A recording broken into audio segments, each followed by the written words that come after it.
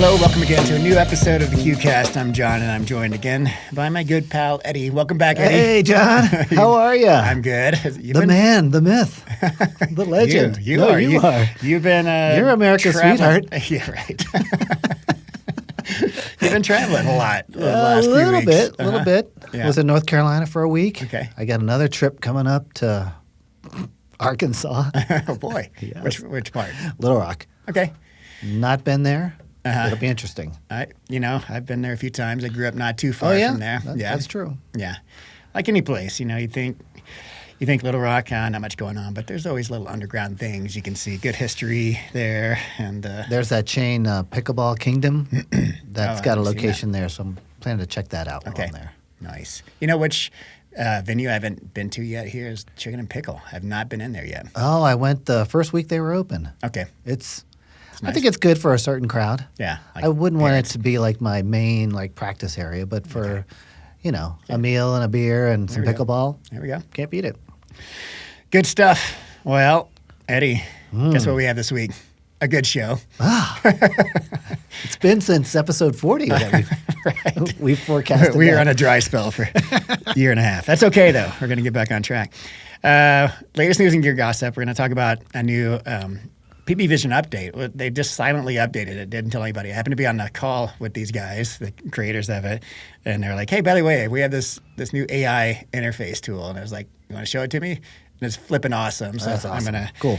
Hopefully, if you have a account, we'll show you how to do it, and you don't know about it yet. I got something to discuss in layest news. Okay, It's let's not hear really it. news. It's more just what's going on in the world of racket sports. You want to tease it right No. now? Okay, it's going to be a total surprise. Wait, I could tease it. All right. Tease it. Ready? Is that a clown nose? All right. Tease done. All right. So paddles of the week is next after that. We're going to talk about the Selkirk Dauntless, a new SLK line paddle from them, as well as the Head Radical Pro, a new one from Head, the Triflex. See what's going on there. All right. Guess what the main event is this week? The leaderboard update. We haven't done that in 2 months maybe? I love our leaderboard. I do too. We're going to bring in the old whiteboard, and thanks to Erica's nice penmanship, we will not be scribbling our We should have her unreadable- do the actual Vanna White thing. Is that too that's sexist? beneath her. I That's shouldn't beneath say that. Are there going to be wholesale changes for Dr. Q? We'll see. Okay. We'll see. I'm not going to spoil it. All right. How about you, Eddie? Pretty significant changes. All right. A big shuffling of the leaderboard is in the works. Got a little bit of gear of the week this week with some Winner's Edge shoes that you've been wearing. And a whole bunch of Q&A. We'll see where we are when we hit Q&A in terms of time. And Wow. we may end up covering all these. We will see. Eddie, let's jump into it. Like I said, PBVision silently updated their new software and their website. And I think it's a pretty big deal. I was having a lot of fun with this. So basically, it's a LLM integration. You can you can analyze a game in ChatGPT or your LLM of choice, and it's What's LLM? Language learning model? yes, it is. Okay. Yes, it is, and Basically it's AI. all the AI stuff, right? And it's a really useful tool. So I'm going to open up my screen here. We're going to navigate to PBVision, my account, and I'm going to record the screen here and walk everybody through this. Gotta love that slight uphill trend, John. We'll see I'm going to record as much as I can in Mesa, and we'll see how big of a dip I take this time. I mean, The turny dip. the turdy dip, the yip dip. I like it. All right, recording here. So this is my main page. So like I said, 138 games recorded, and we've talked about the utility of this app before. Ton of fun to use. Now, this LLM integration. So what you do is you click on a game. So you go to your library and you click on any game. We'll go to the first one here. And there's these 3 buttons up in the upper right. You hit those 3 buttons and you discuss with AI chat. And then there's several ways to do this, or 2 ways to do this. I like this top one, copy and paste. So you download and copy. So it just copied to your clipboard some text you're going to enter into your chat with AI. And then it also downloaded a file that you're going to drop into your AI. Is this data or is this narrative that it's downloaded? Both. It's data from the game, I think, in the file that you downloaded, and then the copy and paste you're putting into the text box is how does AI interpret this, right? So AI isn't doing any of the work here.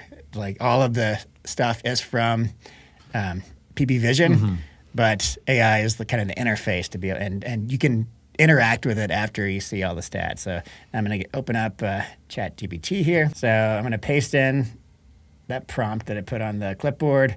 I'm going to open my downloads and pull in this file, drop in the file in here.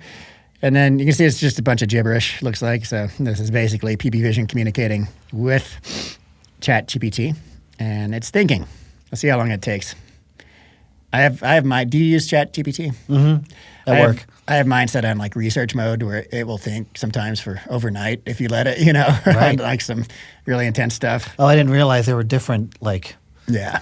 thinking modes. Yeah, there are. Sometimes if you just want a quick answer, I just click answer now.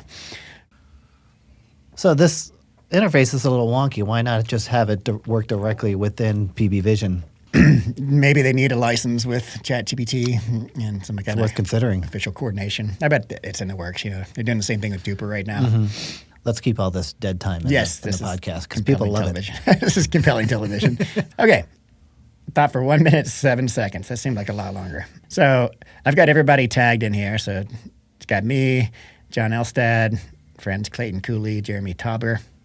I'll have to ask him how to pronounce his last name. And it gives you kind of the basics: total rallies, average shots per rally, kitchen rallies, etc. Overall rating. And then it asks you your name. I don't know why it's asking for my name, but it knows my name. Now it's thinking again. It's going to give me some detailed information about how I played. All right. Performance overall. So this is giving you like the overall breakdown, and then serves, returns, offense, defense, etc. So you can get all this straight from the PBVision interface. But then it goes a little deeper here. But what is really cool about this is the most impactful things to work on from the coach advice. So return quality. This was the biggest skill gap flag in this game for me. Kitchen arrival on serves, and then tells you your strengths. The legal serves were excellent. Wonder what it means by legal. And then dink consistency was strong. Boy, I think hell just rose over Eddie. My dink consistency was strong. Okay, and then I can also pull up, it gives you some prompts. So biggest turning point rallies, quality error you made, your best sequences. So you can just chat back and forth with this AI interface. Amazing. All day long. So let's do it. Third shot drop performance. Okay. All right, so it's telling me third shots make up a meaningful chunk of serving sequences. I leaned drive heavy with drops as my secondary option. And execution overall quality was good, but more variable than my serve or dink. Shot selection was drives, majority of thirds, drops, clear secondary option, and resets. What the hell is the difference The between third shot drop and a reset? Everyone's doing it. Right. All right. What worked well? Third shot drives. When you drove, you often created pressure-based forced errors. Your top spin drives set up fifth ball speed-ups, short balls to attack, and execution quality here was generally strong. So pattern, drive, weak block, controlled fifth, point advantage. Nice. Yeah. So this is the kind of stuff that you're not seeing in PBVision, right? I'm sure you could piece it together yourself, but it's good to have somebody, AI, sort of tell you. Where there's upside, consistency, gives you tactical pattern insight. You're at your best when you drive on deeper returns, you drop on shorter or neutral returns, and then close decisively. Clear accountable adjustment. Your goal is increase high-quality drop under pressure reps. Drill focus gives you some drill options. And I spent another like 30 minutes just drilling into another game and learned a lot of really cool stuff. Like I have a tendency to, I've talked about this with Scott Fliegelman too and his coaching advice, like either flip the switch, be too passive or just like ridiculously aggressive and no kind of in between. And it's just like, it identified this in some of my games, right? It's just like you make errors when you try to overstretch and be too aggressive. And the other times you have room to be, not so defensive, but not flip the switch into, 110% Shades of aggression. Right, those shades of gray. So it was coaching me on that, and this is just like fantastic information, right? It's just kind of mind-blowing that we can get this level of detail. And this is on a game basis. You go to another game and it'll show you slightly different trends, and then, that's useful too, in that you can see what fluctuates game to game. That's not always an issue. And then you can see what, like, the overall patterns that transcend 20 games, for example. And you can, focus on that, and then the game-to-game stuff you can kind of figure out on a ad hoc I love the basis. actionable takeaways. I mean, you could query the LLM to ask, based on the weaknesses from this game, what are the top 2 or 3 things I could be working on, drilling on? That's 100%. That's gold. Yeah, that's great. And then with your Titan ball machine that you have, you can, Yeah. you can go drill the things that Soon to be in your possession. you still loving that thing? Yeah. Cool. Yeah. I mean, we're in the midst of winter here, and it's not something I would take necessarily to an indoor club. Okay. But, roof a lifetime, Autry, a public place, Yeah. it's golden. Yeah. Yeah. I wonder, because normally indoors you have to pay extra to use the ball Use their machine. machine Because you're Yeah. one person taking up court time. But Right. I wonder if like 2 people can use a ball I'm machine sure. effectively. I'm sure. Okay. All right. Well, I just wanted to update about everybody on that. I was duly impressed. If you don't know about it yet, I imagine that's going to be a fun tool for you to use if you have a subscription. Yeah. There we go. Cool. Let's move on. So, John, there's I'm sure you've heard, there's a new sport coming about, a new racket sport I think it's called Typti. Have you heard about that? Yeah. Yeah. And there's another sport called touch tennis. And they're just different ways of using a limited amount of space, like a pickleball court, to play, another version of tennis. So in both cases, touch tennis and Typti, they're using a smallish tennis racket with a foam ball. Okay. So this is an official touch tennis foam ball. Nice. In that, they use 21-inch rackets.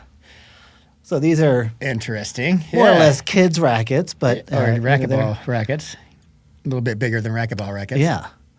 But with a racket like this and a foam ball, you can do some crazy stuff with spin. I bet. So if you're interested, I'd like to maybe try this out on a local court with you. That'd and be just fun. see what the differences are, see if you can play a type of pickleball with this kind of equipment, or are you limited to more of a tennis type game? So remind me the name of that game again. Typti. Typti. Are there rules to Typti distinctive of pickleball? Oh, yes. Okay. Yes, they don't It's use a its own kitchen, I game. don't think. And It's its own game, okay. There's an interesting rule about handling rebounds off the net. So Interesting. I haven't read up completely on the rules, but it's not pickleball. It's got to be bananas because we took that library gamma ball out, which is all foam, and hit it With with a pickleball pickleball paddles, and it was just like the dip you could put on that sucker's nuts. I can't Yeah. imagine with a racket. Well, let's give it a try. All right. Have you tried it yet? Only in the garage. Oh, nice. Okay. Sweet spot feels great. Did you get the swing weight, twist weight? We'll work on that next. Good stuff. All right. We will check back in. We should record that initial session. That'll be fun. Yeah. Okay. Move on to the paddles of the week. Let's go. All righty. Let's start with the SLK Dauntless. I sent two. I think I'll give you one since that's your favorite new paddle. But we You have, just ruined the leaderboard, John. Great. damn it. Spoiled it. All right. So they have their new shapes, which are just 2. Is that a new shape? I'm so happy. It's new shapes, meaning they started with the Boomstik, right? Okay, gotcha. So they got rid of like Invicta and all the other epic shapes and all that, and they went to 2 shapes. They're elongated and wide body, which I'm big fan of. I like the shapes themselves, and I like the simplification of things. And so just to kind of put this in perspective, they're kind of reorienting their whole SLK line and resetting it, and they're going to have a 4-paddle. They call it progression in this, and going from their cheapest, which will be called the Valkyrie, at $80. I think that's probably a Gen 1, honeycomb polypropylene paddle. Not sure. The Geo for $100. This Dauntless for $180, and then their Era, which they've had for a while. remains at $200. So the Era is the top of the SOK line and the Valkyrie's at the bottom. And this is near the top at $180. They're Dauntless. So that progression is just based on cost. Cost and technology, I'm sure. Okay. You're right. But not any like particular performance category. Exactly. So the Era and the Dauntless will be their flagship models of the new SOK line for power and all control, respectively. So the power being the Era, and these are classified as all court. And again, just two shapes, and again, $180. All right. So let's talk about a little bit of the technology. I'm not sure what's going on in the core, but I do like their new MOI weight system. They're basically just weights glued to more slim, low-profile weights glued to the edge guard. I imagine there's going to be less problems with the edge guard coming loose, and the potential for the weights to come flying off or anything. I trust these more, and they do the same job. Does that say 5 grams? Can't quite read it. It does. Okay, yeah. So 5 grams each instead of the 7.5 on the grams on the boomstick. But yeah, so there's that. This is not Infinigrit. This is raw carbon fiber and pretty smooth. Legal, I should say. Very legal raw carbon fiber. What I'm not unclear on is what's going on in the core. I think I saw it says pure foam on it, which I assume means full foam. Maybe. Closer to the 008? Was that their first full foam? Maybe.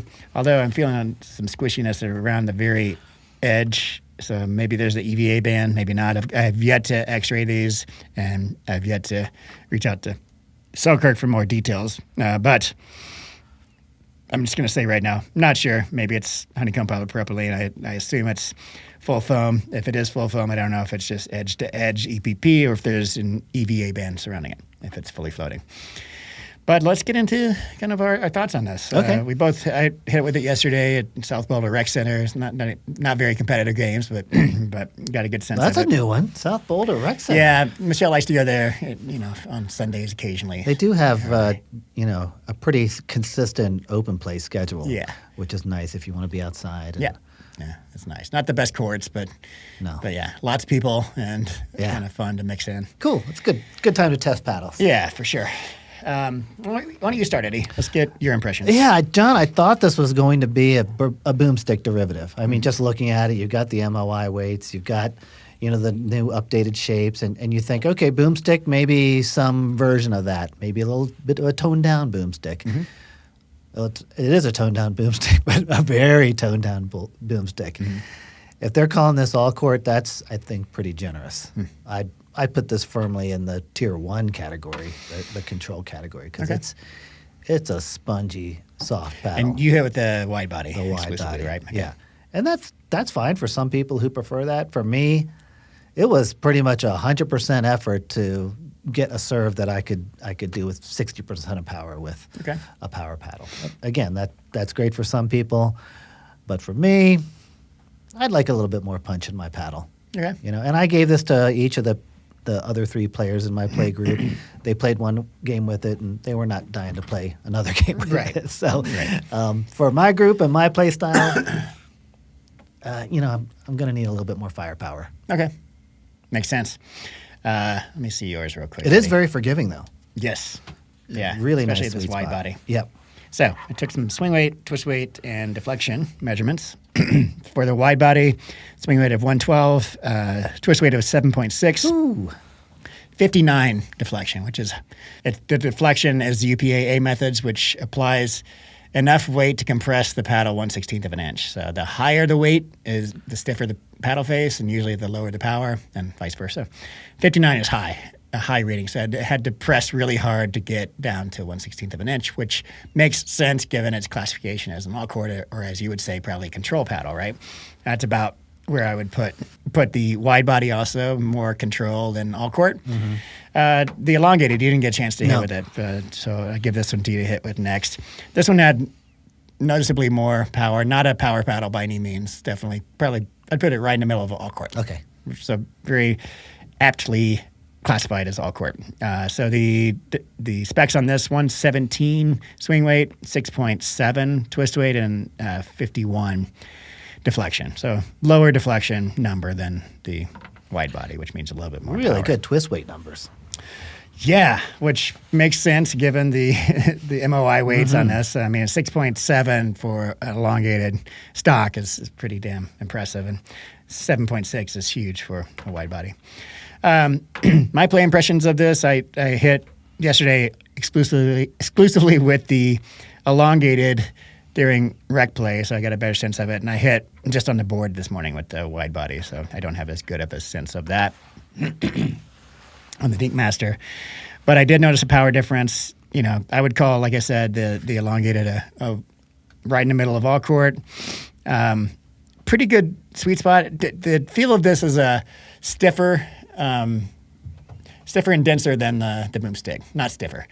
Denser than the Boomstik, probably a little less stiff, but still in that stiff zone. I'd put it probably on a stiff, dense quadrant of the feel wheel. So quadrant A, but not too dense, you know, kind of closer to the middle of the dense versus hollow, but leaning dense. Is that about where you felt it too? Yeah. Okay. Yeah. And yeah, the spin wasn't like super fantastic, but there was enough to get the job done. Now, for a new paddle, typically I'd like a little more, but like I said, Selkirk is playing by the legal rules for USAP and not going crazy over this. It didn't necessarily have, you know, a foamy feel. Foamy meaning like a lot of people associate kind of the pop and springiness of foam paddles with that feel. This I'd have a hard time knowing whether or not it's full foam versus honeycomb polypropylene, you know, Gen 3 style paddle, right? I still don't know exactly until we get the X-ray. So it could be either one of those, but you know, the plus side of that is I think it's more appealing to people who do like the Gen 3 honeycomb feel. And if this is full foam, it's an easy adoption and easy transition into that full foam arena for those types of folks. And yeah, it's you know, not my particular style because I like more of a power paddle, but I do feel like for the shapes, the control is good. You do have to like that feel profile, a little bit stiffer paddle and more dense than hollow. But if you do like those, I think this is a decent option. I do feel like it's a little bit close in feel to the Era, but the Era is noticeably more powerful. So I get why they would do both Less of these. hollow than the... And this is less hollow than the Era. Right. Yeah. Yeah, for sure. So if the Boomstik is 100% on your power, yeah. where would this be? I mean, I guess if it's going to be right in the middle of all court, and assuming like the most control paddle is a 0, then I'd put it at 50. Yeah. 50. Yeah, yeah. I'd say so too. Okay. Somewhere around the mid mark. Okay. Yeah. So kind of cool to see their new lineup in the SOK line. Do you play with high-level players, John, that prefer a soft, sort of control-focused paddle like this? I wouldn't call it Or soft. There's everyone in at least the low end of that power range. But yeah. Like Jeremy prefers a Gen 2 paddle that's way less powerful than what I'm playing, and he's high level. There's a few of them, yeah, for sure. How about you? No, everybody's in, I mean, Yolas and beyond, I would say. Yeah, so interesting stuff. For $180, SLK is kind of their not entry level, but budget line, right? For Selkirk. Mm-hmm. But still $180 for this is not the cheapest paddle. You can get elite power paddles with these days durable for spin $100 for the same price. So, we'll see. They have a market for their stuff for sure. We'll see how it competes with like the 11624 Power 2s, which are $20 more, but still in that same range. Moving on, Eddie. Here we go. This is your paddle, John. Goes with all your jewelry. I like the bling. Okay, so Look at the reflection. Did you play indoors with this? Yes. I played outdoors. We'll get to the reflection in a second. Okay. But this is the new paddle offering from Head called the Triflex Radical Pro. I feel like they've had Radical Pro as their name. One of my first paddles was a Radical Pro, and this was 7 years ago. Okay. It had kind of that, the corners that were kind of cut on a sharp angle. Mavericks. Exactly. Yeah. Yeah. It's not out yet, but it will launch on February 26th for $200. The technology on this, you saw it was wrapped up for you, right? And they had like the chart on there showing Yes. what the technology is. So it is a honeycomb polypropylene center, but a very small part of the center, a narrow part of the center. Around that is an EPP, expanded polypropylene foam band, and outside of that is an outer EVA ring. So they've got a lot of stuff going on in the core, and I thought was pretty cool. And I was like, all right, don't know necessarily what that honeycomb polypropylene is doing in there, but I'll try it out. It comes in two shapes: the wide body Radical Pro, and then the elongated Radical Pro EX. And what are they calling this grit? Do you remember? Oh, it's called a microforged raw carbon fiber. Microforge, that's it. Yeah. So, yeah, this microforged raw carbon fiber is what they're calling it. But you can see, trying to get it focused there. Yeah. That is a sparkly paddle. It looks like somebody had a confetti popper and blew it up on the paddle as it was curing, right? And that's the question. Are these glitter pops functional? Exactly. All right. Before we get to that, because I do have some microscopic images of the face, let's talk about our play impressions. And I'll jump in first this time because you went first last time. All right. And I think we may have different views on this. I don't know. So I took it out yesterday, and I was not expecting much, Eddie. My expectations were very low. We are in complete agreement. Looking at the face, I'm just going to say I do not like the look of this glitter on the face. So that's not my jam. Maybe some people would like it. I'm serious. No, I was thinking okay, that's a very unique aesthetic move right there. Uh-huh. It's pretty daring. I would say that there is a population out there that would see this and be like, yeah. Man, that's the one for me because there is nothing like it out there. Yeah. See, Me personally, that's how you spin something, John. I don't like a lot of bling. I'm just keeping it real here. And in the sun, these things really shine. I mean, it was like, I'm surprised it's not a hindrance. I'm surprised it's USAP approved because they do have a reflection tolerance. Actually, I can see the sparkles on the bottom of my hat shining up in my eye. Anyhow, so there's that. No, very, very low expectations. After I hit it, though, I actually really like this paddle. I had a really good time with this. It is not a power paddle. That's all court, maybe right in the middle of all court. However, it had great feel, extremely intuitive, and a good sweet spot stock. I was surprised because the specs on this 118 swing weight, 6.3 twist weight. So they're clearly doing something internally to bump the twist weight, and a 63 deflection, which is super high, right? Read off the ones on yours. I don't have any. Oh, okay. That's right. We didn't get yours. Anyway, so playing with this, I wouldn't say the spin is the best, and the grit you can feel is pretty toned down. It's similar to the Selkirk we just talked about. But the spin was enough. It's kind of standard peel-ply spin. But like I said, between the feel, the control, and just the linear nature of it and predictability, I played several games with this and didn't really want to put it down. I was like, guys, I'm coming from a power paddle, and this was just so easier to control. And it reminded me of, some of the things in my game that are easier when I'm playing with a less powerful paddle. I didn't really have to think about swinging too hard and all that. And I just connected with it. Yeah. The feel of it is like a little bit on I'd call it close to the middle of the feel wheel. It's a little bit denser than it is hollow and a little bit stiffer than it is soft. So it's in that quadrant A again, similar to the new Selkirks. All right. But nothing too far in any direction. Kind of, it's palatable for everybody, I would say. But yeah, I really connected with it and I think it's an excellent option. What makes you think I would trash it, John? I don't know. You were dead convinced we were going to be completely, different ends of the spectrum on this one. I don't know. I didn't think you'd connect with it for whatever reason. Well, like you, I had zero expectations. Uh-huh. You see something like this, and you're like, okay, that's a Target special or a Dick special, and not for a real player like us, John. Now you're being a jerk, Eddie. Well, and Head's then you gonna hate pick it us. up, and it's pretty smooth to the touch. Yeah. I mean, there's not much raw carbon fiber out there that's this smooth in terms of its peel ply. I mean, Right.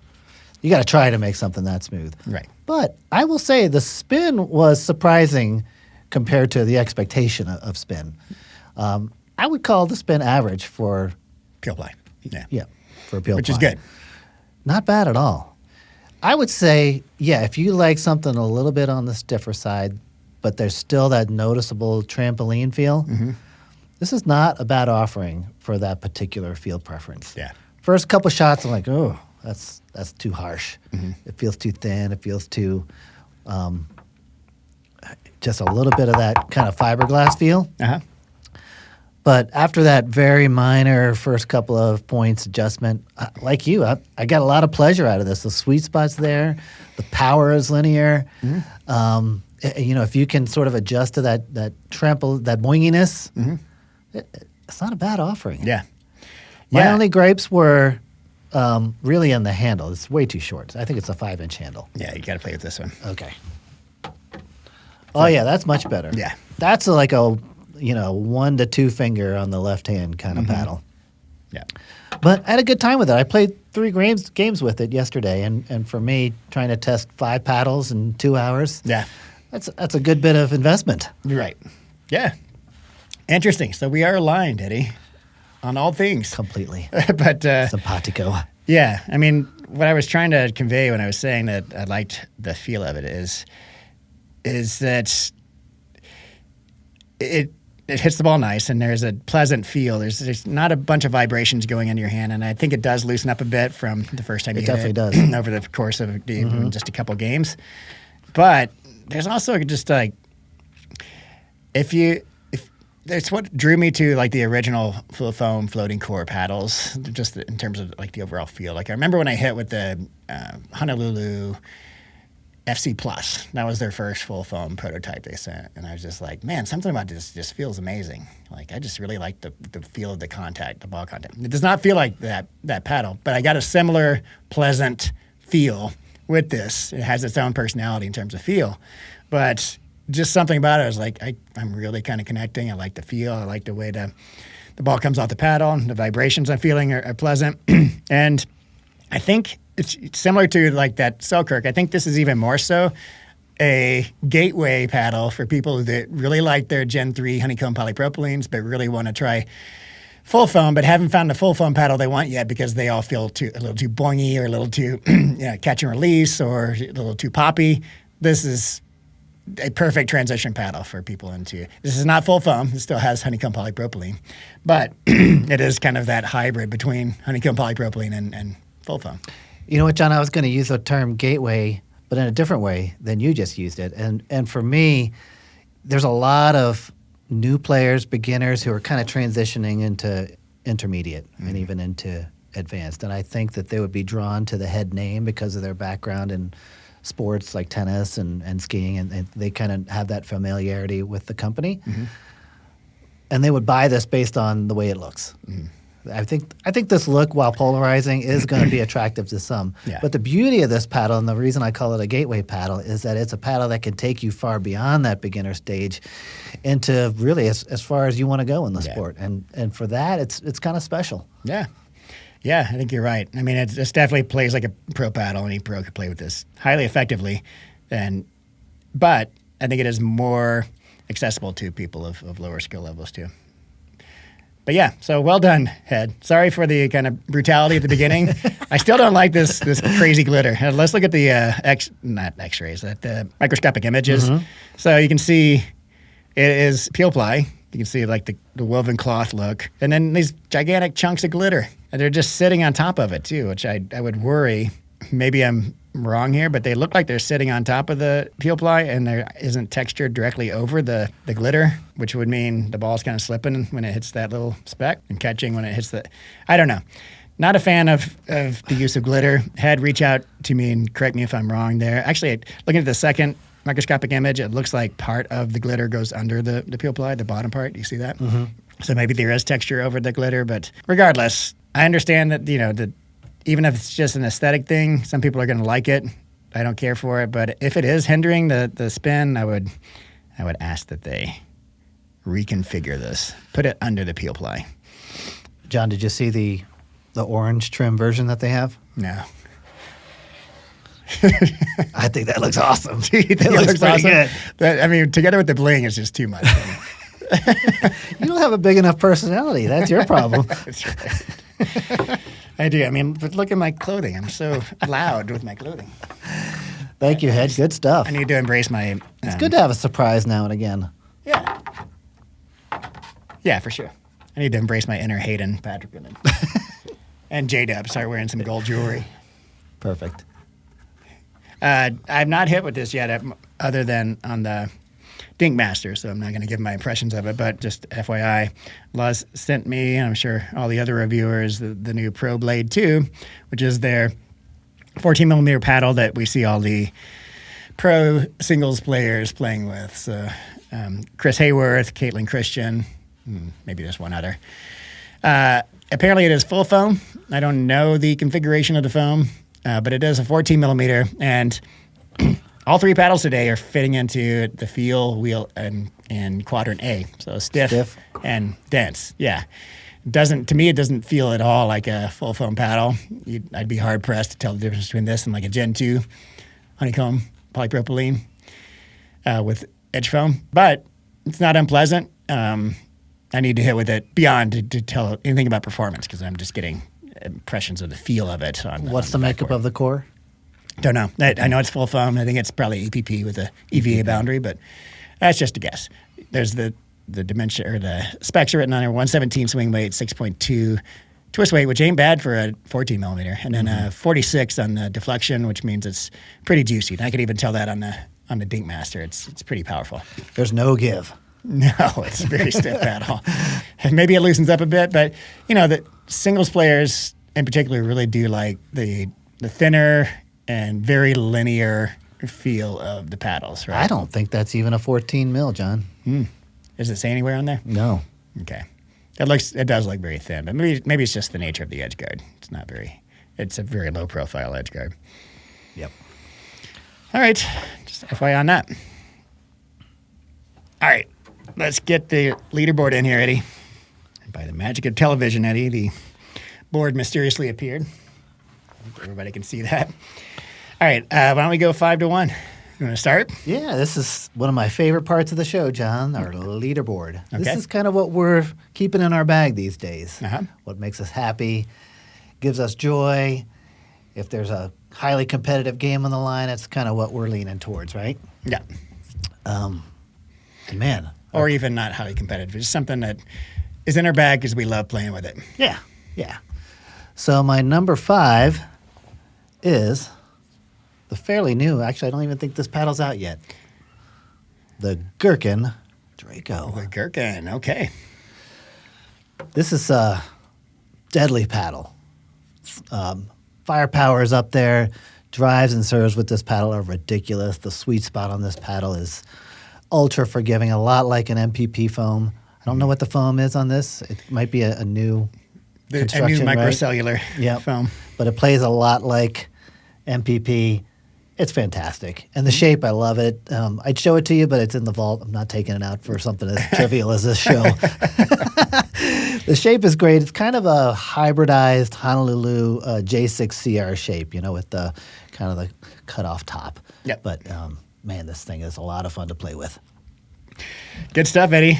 I like it. That Gherkin, just a few weeks ago, we didn't have a relationship with Gherkin, and now they're on our leaderboard. Somebody in the comments called it jerkin, like jerking off.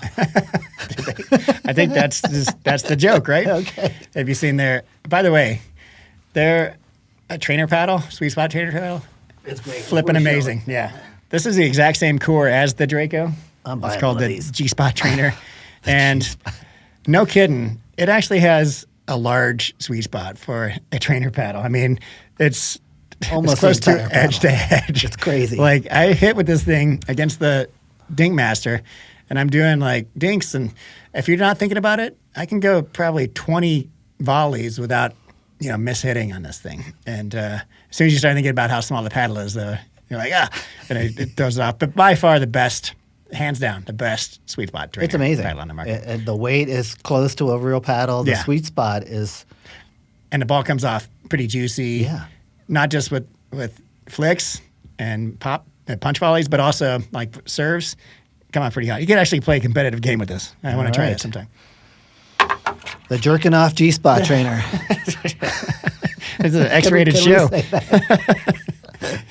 I'm gonna have to change the rating on the show. Yeah. Okay, my fifth spot is gonna go to. I'm gonna need your.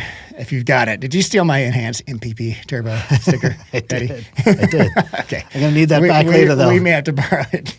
Okay, this moved up real quick because I hit with it for the first time last week, and immediately it's like in my bag. I'm gonna keep this sucker in my bag to play with. I've talked about it on last week's show. It's their new MPP version of their budget $99 paddle after code. And they have the EPP and MPP version. This one, MPP, almost indistinguishable from the Luzz Inferno in terms of firepower, sound, feel, sweet spot.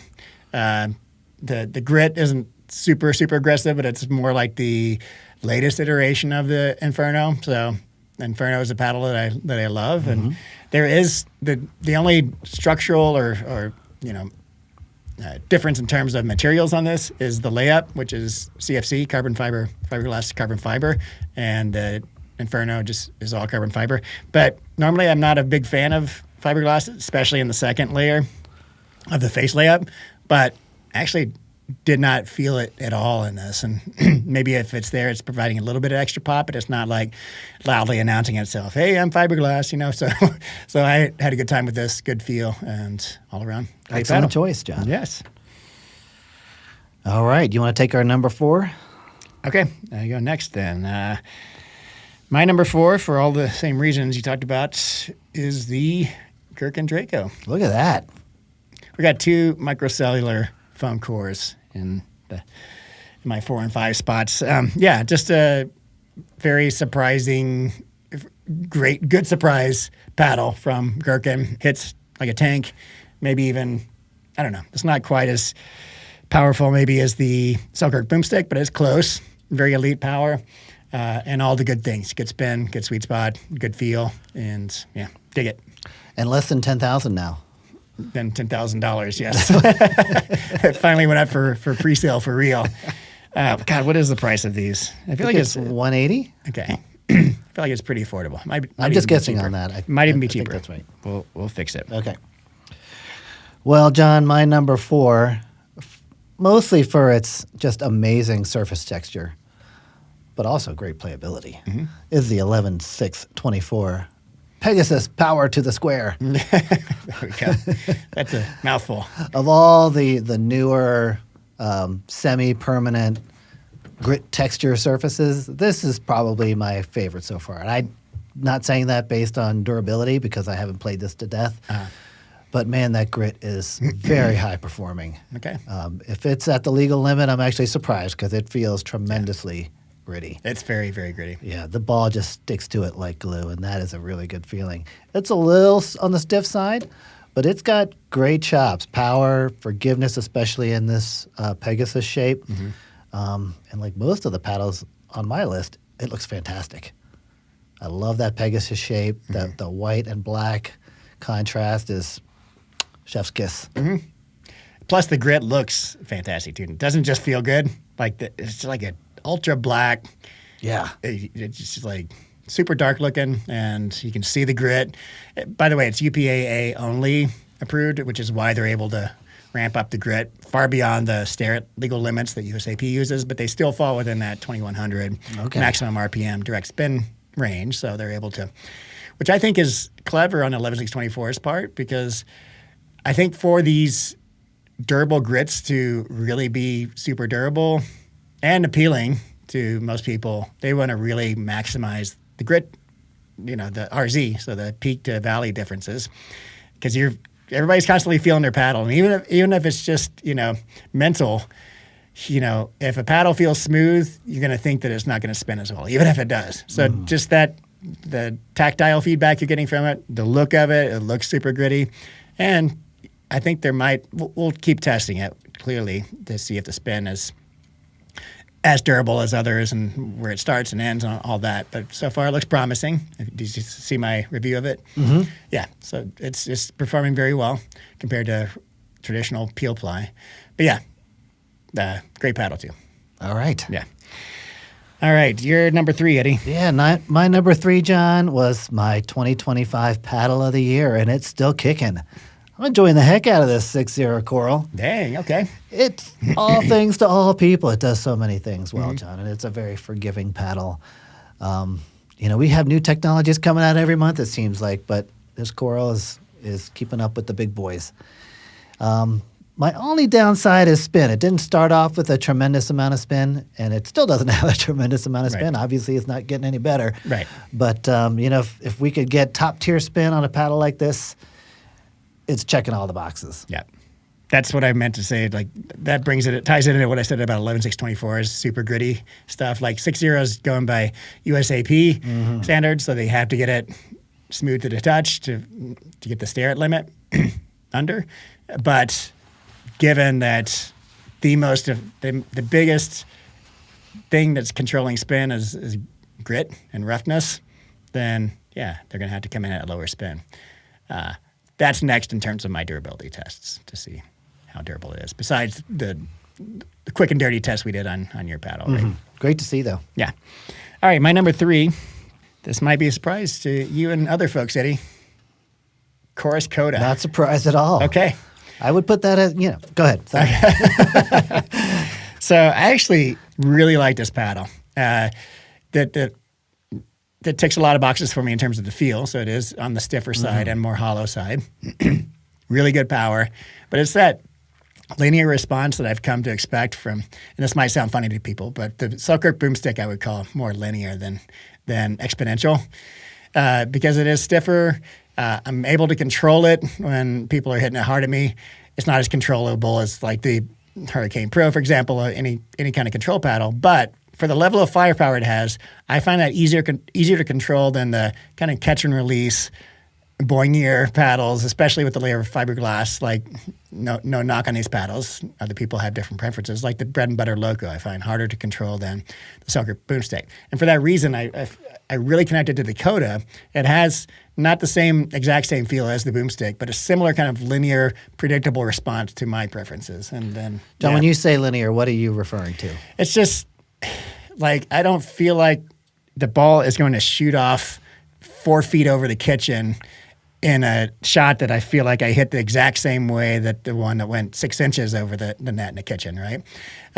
So there's no unexpected responses from me. And on the other end of that spectrum, there's no cliff where you lose complete power on off-center shots. True. Yeah, that's a good Great clarification. choice, John. Yeah, no, I dig it. It's not on my list, but I would certainly put it as a top honorable mention. There we go. All right, Eddie. You're our number 2. Number 2, okay. Let's move on up. I also have the new option from 11.624 in here. But I chose the Hurache-X shape. Now, this is not yet UPAA approved. It will be in 3 or 4 weeks. And I can't even show it yet. We're not allowed to show the graphics with UPAA until they're approved. But the Hurache-X is their elongated shape. And, I've played a lot with not so much with the Pegasus, but a lot with the Vapor shape and a lot with the Hurache-X. And I love the Hurache-X. And, which is funny for me because I came from maining the Vapor original Power 1 all through the first half of 2025, right? So I love that shape. But now I think because I've moved into the elongated territory and that Hurache-X is a very similar shape to the Selkirk elongated on the Boomstik, it just naturally flows for me. Now, something about the Hurache-X shape also, it feels a little less poppy to me than the Vapor shape. The Vapor, I'm having a little bit more issues controlling it in the same way because there is a layer of fiberglass in these Power 2s in the center also, so it's CFC. And I was having a bit of control, a bit of issues controlling the Vapor. I could see for that. pop-ups and that sort of thing, which is mitigated with the Hurache-X, especially after you add weight. That kind of cuts back on the poppiness, gives it a little bit more plow through, makes the the head speed a little more predictable for me, so it's not kind of jumpy, along with me. So, yeah, I'm really digging that shape, and I can't wait for this paddle to be approved and show everybody what it looks like and give some more impressions. All right. John, my number 2, before I tell you what it is, why do we buy new paddles? Is this a my theoretical question? Right, exactly. Okay. Well, I imagine if I was not a paddle reviewer and then looking to buy new paddles, something exciting comes on the market is an incentive for me to buy a new paddle. Yeah. Or if my old one is worn out and I'm looking for something to upgrade. Okay. Well, I agree with you. And for me, what's exciting is the thought of like the player that I can be, right? Okay. And the next generation of paddle is going to make me even a better me than I was before. Right. And some of that's consistency, right? I mean, we were all capable of hitting just tremendously good shots from time to time. And the better paddle is going to help us hit those shots more often. And there's a paddle out there that does that for me, and that is the Honolulu J6 CR. I did not see that coming. It's a cheat code, John. Really? There is something about this paddle that just helps me do a lot of things even better than I thought I could. Drives, resets, just very intuitive, very consistent. It's not going to win any power battles, but man, this thing does a lot of things really, really good, especially with some weight on the sides. Okay. I'm working with 6 grams per side. Oh, really? With this, and it's whereabouts on that side? A little lower than halfway up. Okay, it's not too heavy that way because it starts a really low balance point on the J6CR. So this isn't how I have it set up. It's actually a little bit even lower than that. Okay, but I love this shape too. Yeah, the shape is pretty fantastic. Yeah, well, cool. I didn't expect that one from you. And we've talked about this too before, Eddie. We say the thought of making you a better player. We're talking like such small margins on these paddles. Don't go out and buy a new paddle if you're happy with your current paddle and you think I disagree. You're going to have a new paddle and it's going to make you a pro, right? Because the paddle can only take you so far.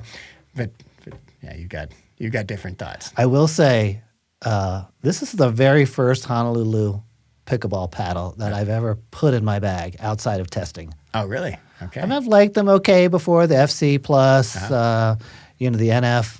Great paddles, but never had that combination that really wanted me to throw it in the bag. And this one's in the bag, so I do feel like the CR is their best offering today. It's not, I wouldn't classify it as leaps and bounds better than the NF series, but there's enough difference there that I feel it, and I think there's a qualitative difference there too. And I think, it's safe to say that's their best one. All right.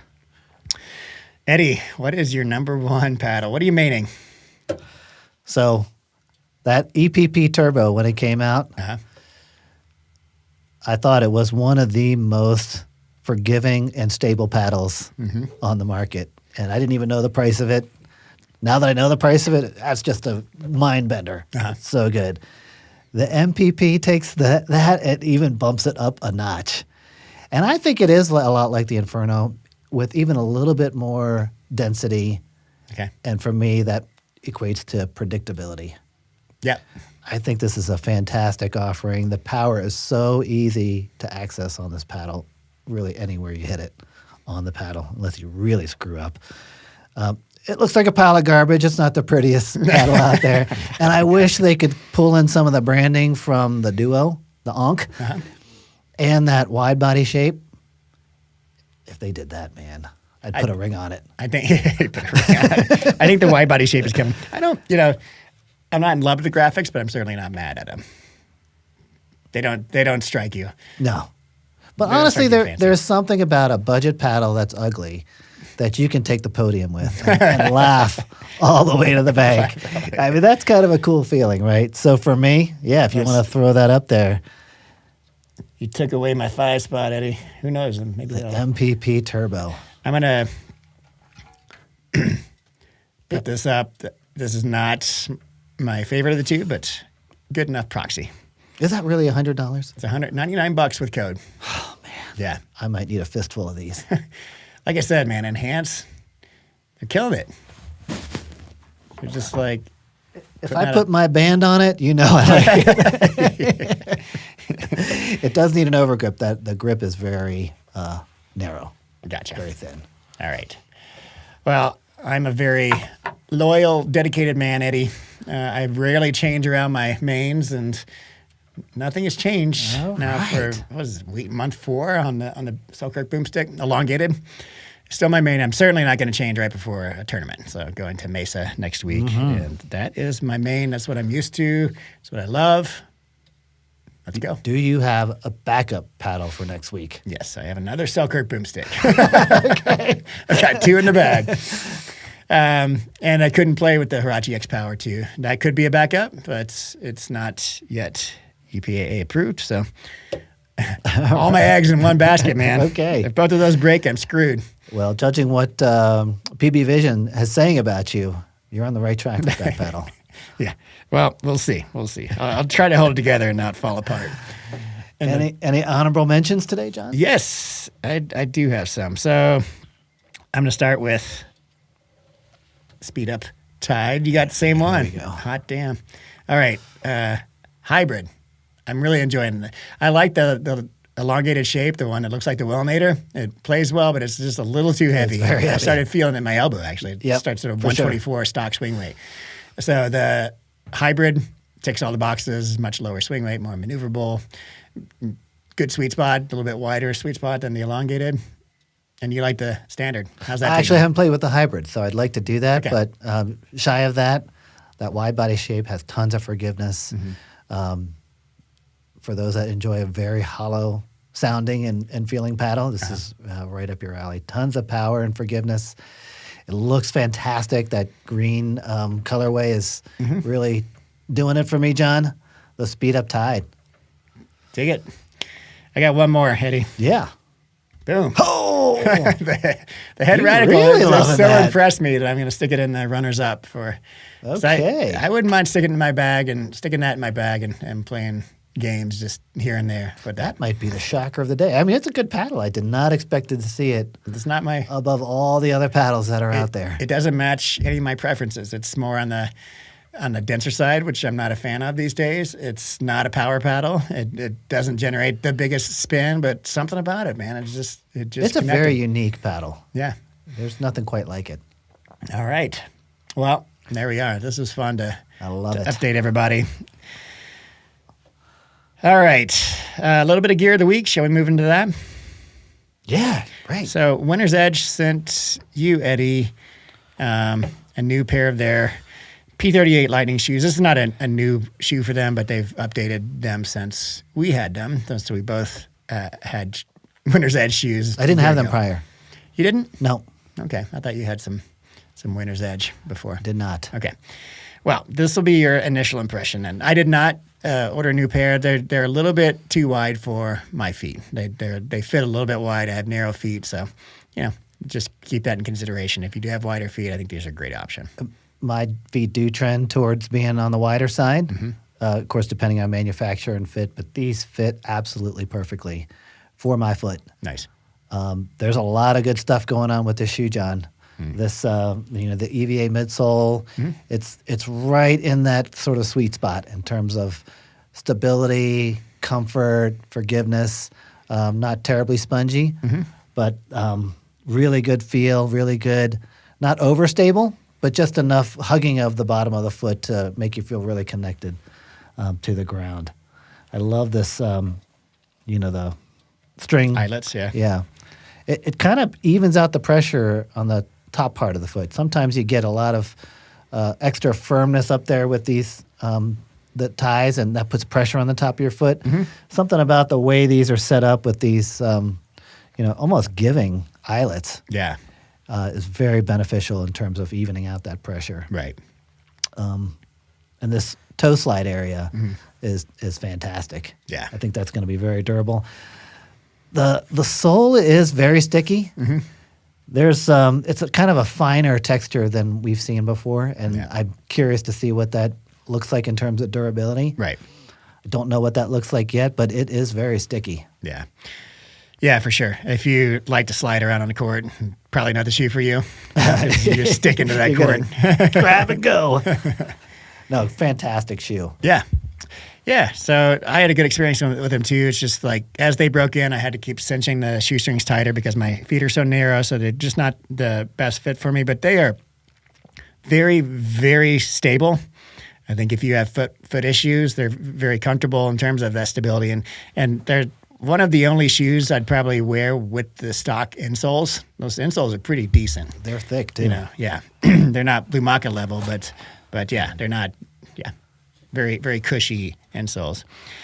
What do you think of the neoprene sock liner? I dig it. Do you? Yeah, Okay. I found it to be very breathable, very supportive. You don't see that in a lot of tennis shoes, No. but it worked for me. I love the fact that it locks in your foot more. I didn't care for how hot my foot got with it. Okay. I felt like I sweated a lot. And I was playing with them in the summer. Maybe there's a difference. Okay, I didn't notice any heat. My feet Yeah. do tend to sweat. Maybe they changed something with like it does look like they're a little bit more perforated and ventilated. But man, I just remember my feet sweating horribly in these just because of that neoprene. Something about neoprene just really, it just makes me sweat a lot. I think that booty, along with these eyelets, it just hugs your Yeah. entire foot. Right. Which is, I think, a great feeling in terms of just support. Man, if you had those shoes with the Blue Maca insoles, Your foot ain't going anywhere. your foot is You might not even get the bulletproof. shoe on. You never get it off. Just sleep in those suckers. It's never coming off. I would like to see some sort of outsole warranty. They don't, as far as I can tell, search their website, they don't have any kind of outsole warranty. 6 month would be ideal, but even like a 3 month for just peace of mind, because we don't know how quickly those soles are going to wear down. I wouldn't say I'm concerned about it. It's something I'm keeping an eye on, and we'll certainly report back because I like these well enough to make them my daily driver for a while. Yeah, they're on the more expensive side for shoes, $150 before code. It is a small business and veteran owned, so that's pretty cool. I think I was reading on their website that the P-38 Lightning is a World War II fighter airplane, so that's where that name comes from. So what's next? The P-51 Mustang? This is a massive shoe. All right, Eddie, shall we move on to Q&A? Do we have time? I think we do. All right. You want to lead us off here? Yeah. All right, we've got several. We'll start reading until we get tired of answering questions and push the rest till next week. I got a couple of similar questions concerning the new RPM spin durability testing that I've been doing. This one is from VWKYT. He or she, have you considered testing RPM on both high impact shots, so drives and serves, and low impact shots, so roll, dinks, drops, at different ball speeds and paddle angles? My theory is that hard shots rely more on dwell, core compression, plus friction, while soft shots depend mostly on surface friction. So RPMs should correlate, but not perfectly. It would also be interesting to see whether surface wear affects high and low impact spin differently over time. Excellent comment. I love this. Yeah. H. Runtington also had a similar question. A couple others did it too. But yes, I am actually doing this currently for all paddles I'm doing direct spin testing on with this methodology. I have a 50 mile an hour inbound speed at 30 degrees. The paddle clamps at 30 degrees, and a 30 to 35 mile an hour inbound for those lower kind of flick speeds. I've only done this on, I want to say maybe 20 paddles, and I've yet to really kind of recognize any big patterns with this. They definitely correlated, the lower inbound speed and higher inbound speed, but I haven't really done the analysis yet to see if certain paddles that I know have maintained their flick spin longer are showing up as having that.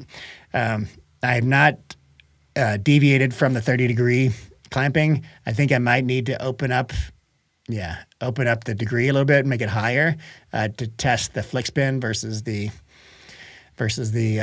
higher spin. Don't know. I'll play around with the angles too. Hopefully we'll get some meaningful data, and hopefully that is forthcoming. But I do like his add-on that it would also be cool to see if the durability changes in the high speed versus the low speed impacts too, right? Because we've all kind of been throwing this around, this idea that pocketing into the ball on the higher impact speeds contributes to spin, and in that case, serves and drives at the baseline, you're going to get spin a little better on worn down peel ply and grit than you are at the kitchen with the flickier spins. We haven't been able to test that yet. I would love to test that and see. What are your thoughts on a testing protocol for that, John? Yeah, just more of the same. So my protocol with the spin durability that I'm doing right now, and I call it spin durability on purpose because I'm not checking the surface texture with the Starrett. That's going to correlate with spin for sure, but I wanted to test spin directly, right? Because sometimes, a really coarse, gritty paddle isn't going to get as much spin as you think and vice versa, right? So we're actually testing the RPM with a high-speed camera. So yeah, the methodology is clamping the paddle at 30 degrees, doing my spin test originally, so a 50-degree inbound speed, measuring the RPMs of that. Brand new. Keep the paddle clamped there, shoot it at 100 times with the cannon at 70 miles an hour to accelerate the wear, right? And then retest after the 100 shots at 70 miles an hour at 50 mile an hour inbound. The test is always at 50 mile an hour inbound for RPM. And we've seen the raw carbon fiber paddles where at the rate and the degree in terms of RPM loss, exactly where I wanted them to be, which is roughly 300 to 400 RPM. And that's right where I really noticed the difference in real play on paddles where I'm like, I can't really play with this paddle anymore because it doesn't have that good spin anymore. So the raw carbon fiber deteriorates at around 300 to 400 RPM. After those 100 shots, now I'm testing the durable grits, and we will find out. So this next question ties into this conversation as well from Scott Dvorak.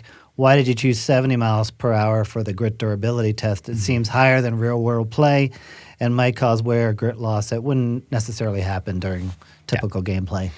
Yeah, fair point, and that is a paraphrase of his longer message. He's a big fan of the testing. And I think this is a valid point, and it's one that I was wondering too. What gave me some confidence in this method is that it wore down the raw carbon fiber paddle at exactly the rate where I wanted it to be. I see. And also it's hitting the paddle at an angle so that it's kind of crushing those peaks and valleys, crushing the peaks in a similar way that we're getting on the court, because you're not really. Yes, you're causing a little bit of wear on slap shots of the peel ply, but it's really like the closed face top spin and the open face slice where you're kind of getting the ball to skip off the paddle face and causing more damage that way. So I wanted to keep that in the equation. And you would think that at 70 miles an hour, at 100 shots, if it was crushing these in ways that normal wear wouldn't, we'd see on the order of like 1,000 RPM loss on a raw carbon fiber paddle, but it fell within that 300 to 400 RPM zone that I wanted it to. So that's kind of my metric to make sure that this is an accurate thing. And I'll keep testing more paddles with this and different speeds and angles and stuff, and make sure, checking my work to make sure that this is valid. John, this isn't a question, but more my thought, and that is, how do you account for like swing path differences versus paddle angle differences in your testing? Because it seems like 30 degrees is not 30 degrees if you're swinging flat versus on an upward trajectory or a downward trajectory with a slice. Yeah. So to dial in the angle that I'm clamping the paddle, I started testing different angles. I went from I think 35 was the steepest and 25 was the lowest. And there's a real clear trend in terms of getting the highest spin at 30 degrees. And all paddles kind of converge at 40 degrees and above. Even like the wooden paddle spins the same as the grittiest paddle on the market at 40 degrees because it's basically bouncing. There's not enough room for the ball to really slide across the face. And at 25 degrees, all paddles, the ball slides too much and doesn't get enough spin. So again, you're getting convergence on the end, and then that sweet spot's 30 degrees where the spinniest paddles actually differentiate themselves. You can see the difference there. Makes sense. Does that kind of answer your question? Sure does. All right. Next question. Mr. Mister. Been a while since we heard from Mr. Mister. After you test a one-hit wonder? Name a Mr. Mister song, John. Oh, man. I suck at song names. Do you know one?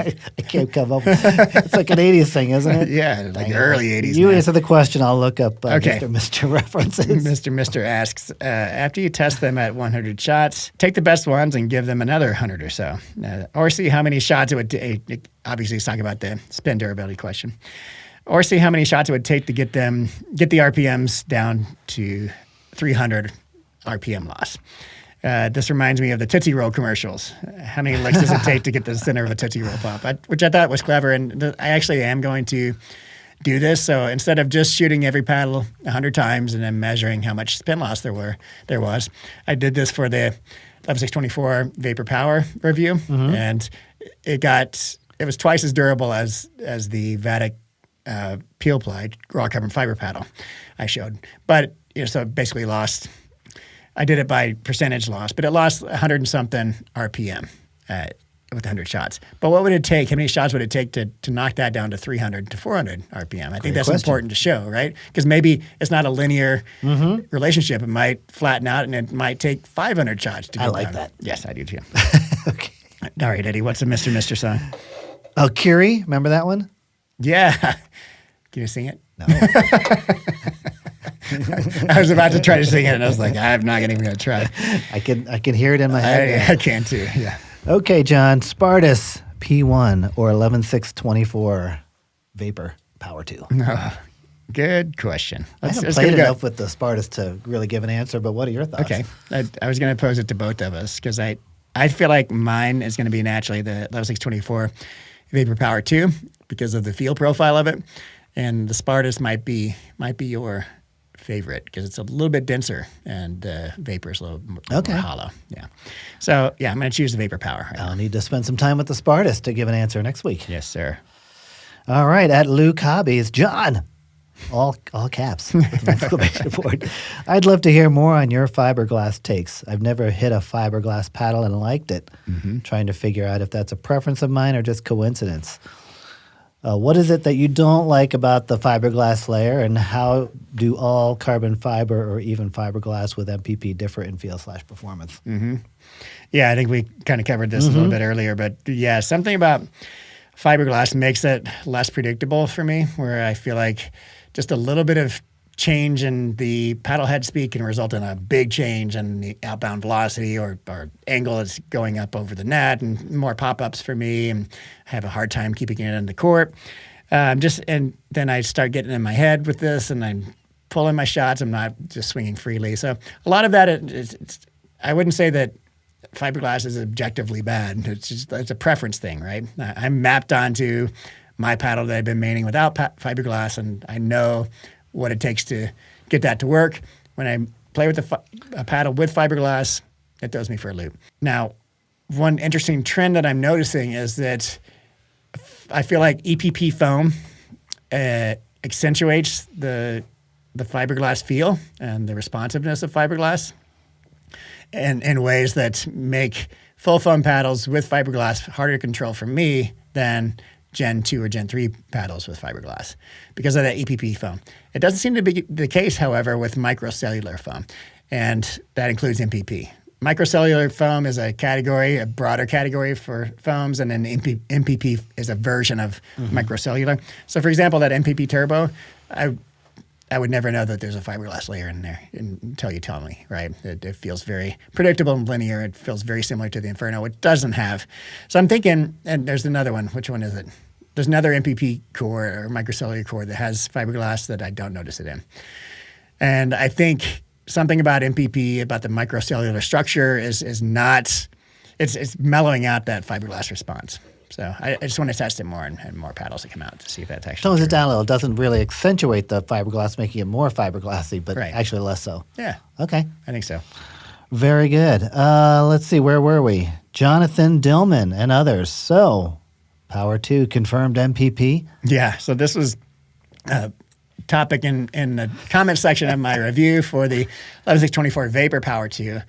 I mentioned in the review that it appears to be microcellular foam and not EPP in the center and then with the EVA band surrounding it. I'm judging that based on an X-ray and a dissection I saw of it. I didn't do the dissection. It is a white, it looks to be microcellular foam in the center core. I don't think it's MPP. Now, like I said, microcellular is a broad umbrella term, and there are various varieties of microcellular foam beneath that, including MPP. I would say it's probably not MPP. Maybe it is. I don't know if I've seen a white MPP yet. Regardless, it's going to be similar to MPP and less like the beaded EPP foams. All right. if you're going by feel, it certainly does not feel like the Inferno No. or the MPP Enhance. No, that's the other one I was trying to think of because that has a layer of fiberglass in it too, which I can tolerate. Yes. I do feel it a little bit in there. There's a little bit of that fiberglass feel, but nothing like the Bread and Butter Loco. The Bread and Butter Loco is a good example. Yeah.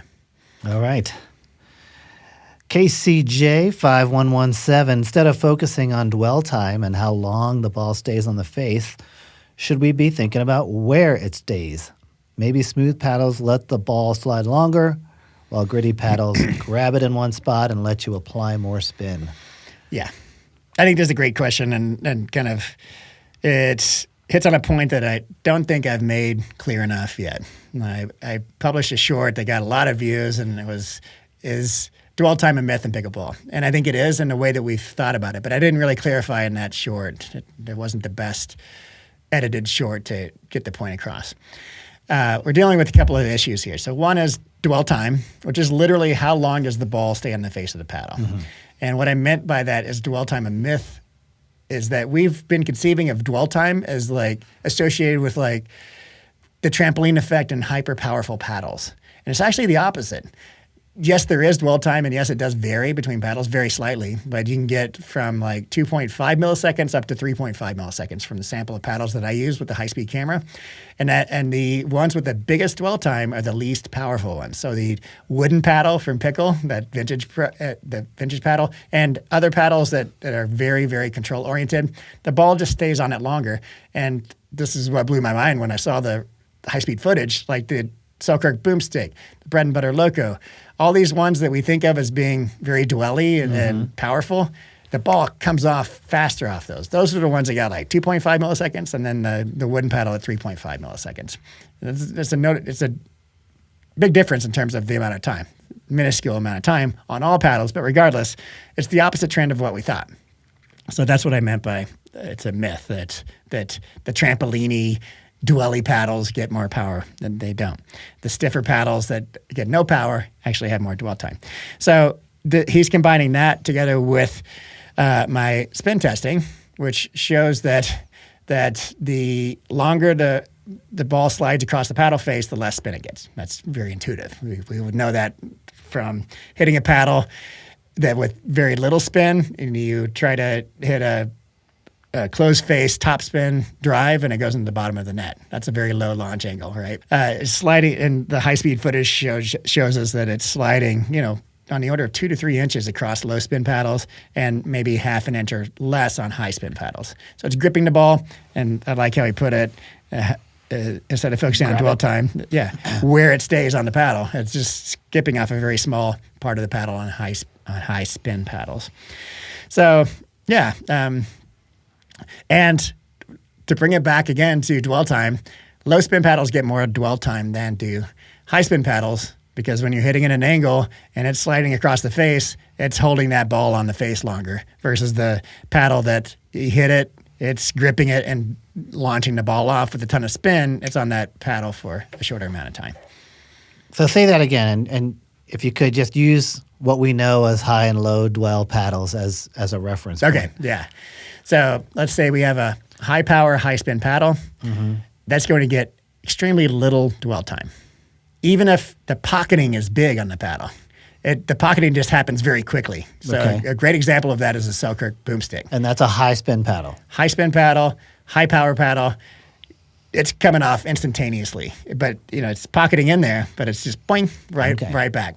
Because of two factors, the power of it, the less time it's on the face, the more powerful, and the spin of it. So it's the ball is not sliding across the face when you close the paddle face and do some top spin. So very short. And then let's use the wooden paddle, for example. It gets crap spin and crap power.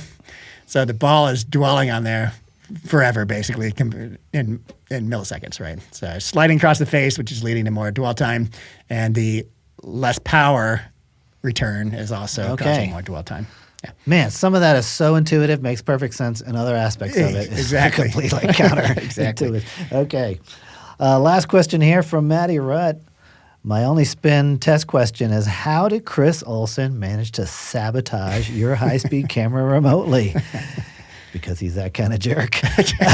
I bet he put Isaac up to it. You're smart to announce you're waiting to release your data. Otherwise, you might have woken up to an accidental lab fire. This is par for the course for these guys. I thought that was hilarious. It's been a while since we read a love it. Maddie Rutt comment. Oh, hashtag evil Olsons. You have the same relationship with Chris that Zay Nevertell does. It's like you like to fake not like him. That's Obviously, not fake. Chris and I are great friends, but I just thought this was hilarious. I actually, Chris was the first person I texted when it died. It's like, God, this camera died on me. Did I tell you my second one died too? No. Yes, within an hour. I think it's something going on in the basement with like power surges, but none of the other equipment here in the basement is dying. But I literally tested for the review, the 11624 Vapor, threw on the Spartus P1, which is obviously the next choice. It was so ready, and the freaking camera died again, just wouldn't turn on again. Just a brick, turned into a brick. So I just got the replacement for the second one. Oh my goodness. And today, so I'm on my third one. The people from Free Fly are incredible. Customer service is great. They overnighted it to me just to make sure I had it before I went to Hopefully Mesa. it's a fixable problem on their part. Yes, they are going to figure it out. They've got my old one now, and but man, like so much of my work now is hinging on this high-speed camera that I was just like, oh my God, I got to get this new camera. It's crazy. And the second time it broke, I texted Chris. I'm like, you won't believe it. So, good stuff. Excellent. Great show, John. Yes, sir. You were right.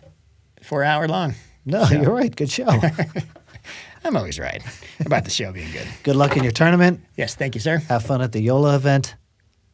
Will do. Wish you were there. And we will see you in 2 weeks. Yes, sir. All right. Eddie. Good times. Take care.